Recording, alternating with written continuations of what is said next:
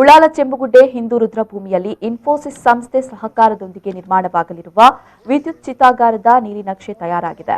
ಸ್ಥಳೀಯರ ಆದ್ಯತೆ ಮೇರೆಗೆ ಅವರಿಗೆ ಸಹಕಾರ ಆಗುವಂತಹ ಸ್ಥಳದಲ್ಲಿ ಚಿತಾಗಾರ ನಿರ್ಮಾಣವಾಗಲಿದೆ ಅಂತ ಶಾಸಕ ಯುಟಿ ಖಾದರ್ ಹೇಳಿದರು. ಉಳ್ಳಾಲ ಚೆಂಬುಗುಡ್ಡೆ ಹಿಂದೂ ರುದ್ರಭೂಮಿಗೆ ಜಿಲ್ಲಾಡಳಿತ ಅನುಮತಿ ನೀಡಿರುವ ವಿದ್ಯುತ್ ಚಿತಾಗಾರ ನಿರ್ಮಿಸುವ ಸ್ಥಳದ ಪರಿಶೀಲನೆ ನಡೆಸಿ ಅವರು ಮಾತನಾಡಿದರು.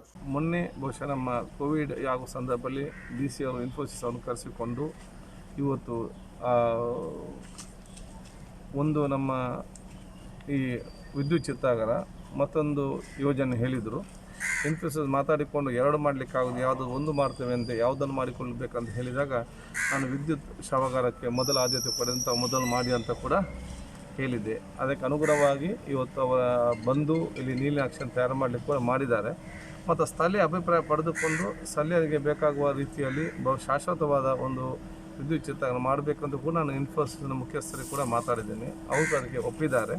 ಬಹುಶಃ ಮುಂದಿನ ಖಂಡಿತವಾಗಿ ಪ್ರದೇಶವನ್ನು ಮಾದರಿಯಾದ ವಿದ್ಯುತ್ ಶವ ಬರೋ ನಮಗೆ ಅತ್ಯಂತ ಏನೊಂದು ದೊಡ್ಡ ಮಟ್ಟದ ಯೋಜನೆ ಇದೆಯಾ ಅದು ಈ ಪ್ರದೇಶ ಶಾಶ್ವತವಾದ ಒಂದು ಯೋಜನೆ ಕೂಡ ಆಗಿರುತ್ತೆ. ಈ ಸಂದರ್ಭ ತಾಲೂಕು ಪಂಚಾಯತ್ ಅಧ್ಯಕ್ಷ ಮಹಮ್ಮದ್ ಮೋನ್ ಮಲಾರ್, ಉಳ್ಳಾಲ ಪುರಸಭೆ ಮಾಜಿ ಅಧ್ಯಕ್ಷ ಬಾಜಿಲ್ ಡಿಸೋಜಾ, ನಗರಸಭೆ ಸದಸ್ಯ ಶಶಿಕಲಾ ಸೇರಿದಂತೆ ಮತ್ತಿತರರು ಉಪಸ್ಥಿತರಿದ್ದರು.